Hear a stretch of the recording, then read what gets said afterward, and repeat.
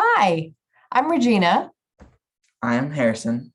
and we came to Teen Innovators in January of 2021, so just this year.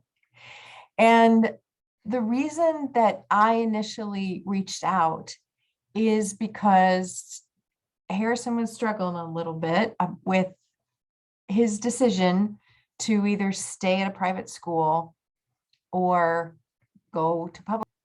Through Teen Innovators and having that mentor and knowing that we could trust that interaction, ultimately the decision that Harrison came to, what we knew was in his best interest. And so we are so grateful for that opportunity to connect. This really sent him on a path that I think he's been happy about.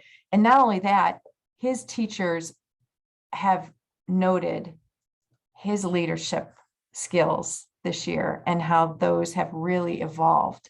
And I think a lot of that had to do with the example that he got from his mentor through Teen Innovators. You think you're going to be a mentor one day?